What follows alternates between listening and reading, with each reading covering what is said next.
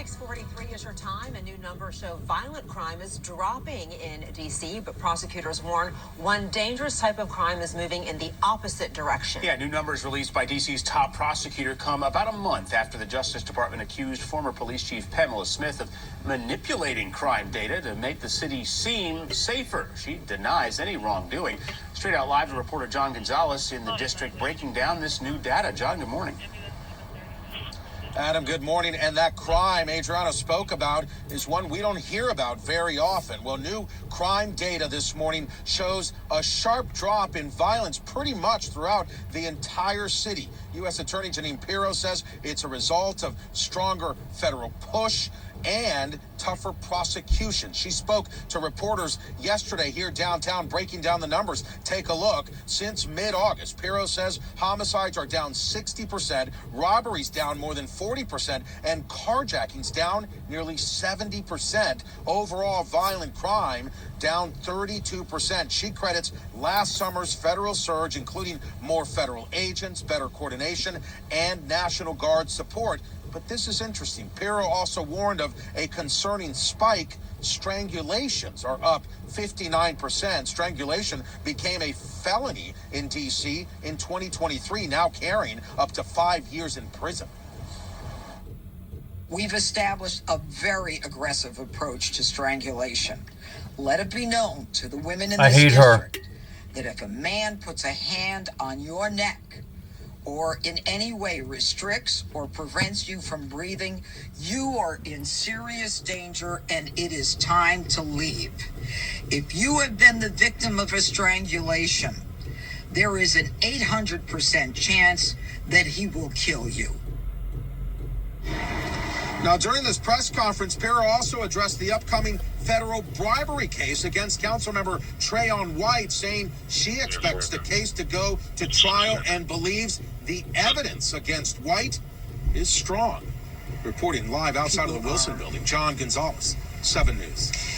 D.C.'s new top cop officially taking the helm, at least for now. These are new pictures of Jeff Carroll getting sworn in as interim police chief. Chief Carroll is temporarily leaving the department after former chief Pamela Smith resigned at the end of the year. D.C. police issuing a warning after a social media transaction turned violent. A 15-year-old boy is now behind bars accused of stealing a watch at gunpoint after pretending to be interested in buying it.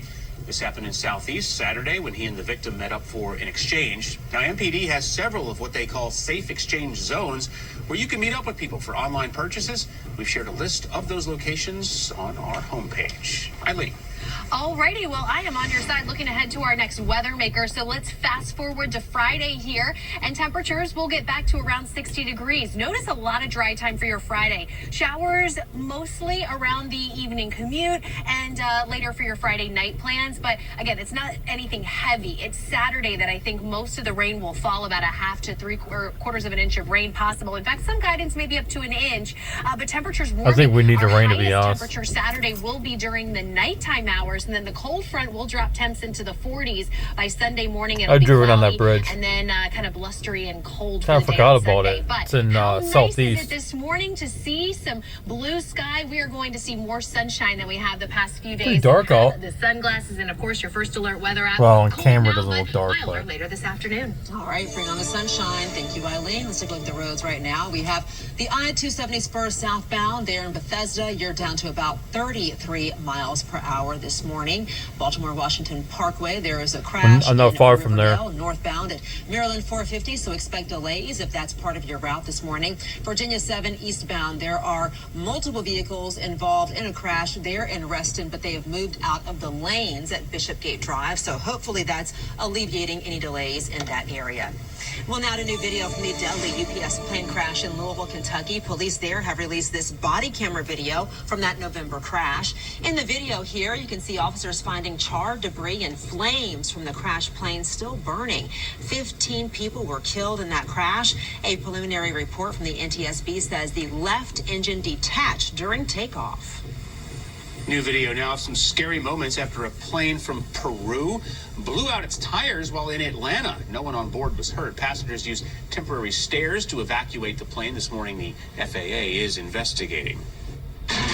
Good morning. The Alert Desk. We've learned the Department of Homeland Security has launched its largest ever immigration enforcement operation. Good. So take a look at this. They posted this on X. Good. They say that they've sent 2,000 agents and officers to Minneapolis for a crackdown tied to allegations of fraud involving Somali residents. Hell yeah. Homeland Fucking Security deport them Secretary pirates. Kristi Noem, she was even on the ground there for a while, and she took part in some of the arrests. On Monday alone, agents arrested 150 people. And these agents are going door to door, investigating allegations of fraud, human smuggling, and unlawful employment practices. Minnesota Governor Tim Walz blasted the federal surge as, quote, a war that's being waged against Minnesota. Yeah, fuck that motherfucker. One of the most notorious spies in American history has died at a Maryland prison.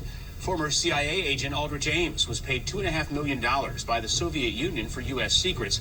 He turned over the identity of officials who were spying for the U.S. and the U.K. and also gave up other details about U.S. spy operations.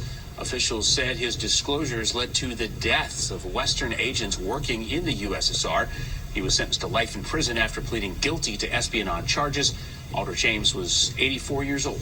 We are learning more about the man who shot and killed 2 Brown University students and an MIT professor. The Department of Justice says he left behind videos about the attacks. 48-year-old Claudio Valente, a Portuguese national who attended Brown in the 2000s, was found dead in a New Hampshire storage facility after the December shootings. The DOJ released transcripts of the videos in which Valente admitted to planning the shooting at Brown, but did not give a motive for either shooting.